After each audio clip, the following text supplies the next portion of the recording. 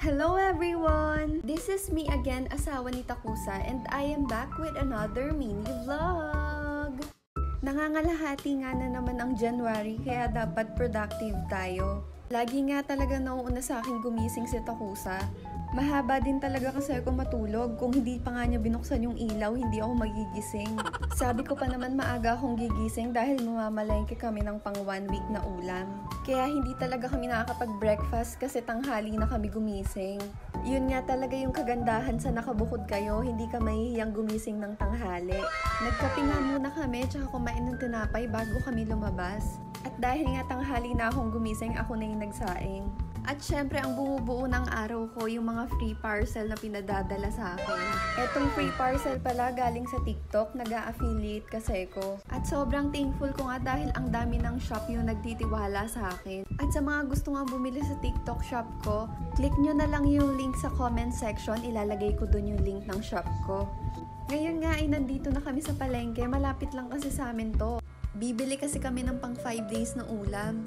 Ang bibilhin nga pala namin ngayon isda, gulay, tsaka manok. 5 days lang bibilhin namin pagkain. Pag weekend kasi minsan kumakain kami sa labas. Mabuti na nga lang din hindi ganun kamahal yung mga bilihin malapit sa amin. Hindi na rin kasi kami pumupunta ng malaking palengke.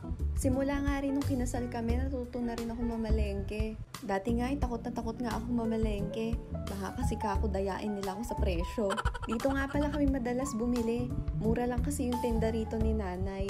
Eto rin yung madalas naming problema, yung pag-iisip ng araw-araw na uulamin. Hindi nga rin kami nakapaglista ng mga bibilhin, kaya on the spot na lang kaming nag-isip ng mga ilulutong ulam sa 1 week. Syempre bumili na rin kami ng itlog para kapag nagsawa ka na sa mga ulam, pwede ka magprito na lang. At eto nga ay natapos na rin kaming mamalengke. Hindi naman kami bumili ng sobrang dami since dalawa lang naman kami. Tsaka 2 beses lang din naman kami kumain dahil tanghali na rin kaming nagigising.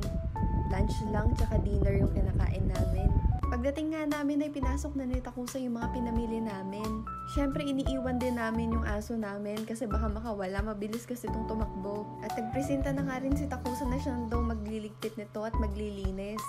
Gusto ko sana ako yung magluluto ng lunch namin kaso sabi niya siya na daw ang magluluto. Ang ulam nga pala namin ngayon ay paksiw na bangus. Na-miss din kasi namin tong ulamin.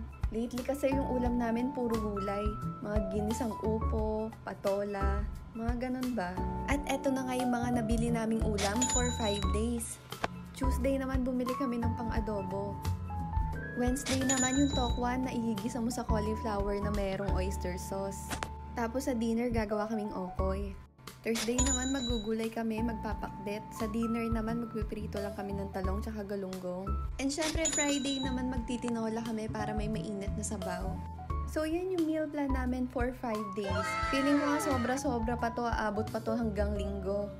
Dadalawa lang din naman kasi kami. Mainam nga rin, parehas kaming marunong magluto kaya hindi ganun kahirap. Pag weekdays nga ako yung nagluluto dahil nagtatrabaho siya. Pag weekend naman siya yung nagpipresentang magluto. Para din hindi kayo mahirapan, magtulungan na lang din kayo, hindi lang financially. So this ends our mini vlog. Bye!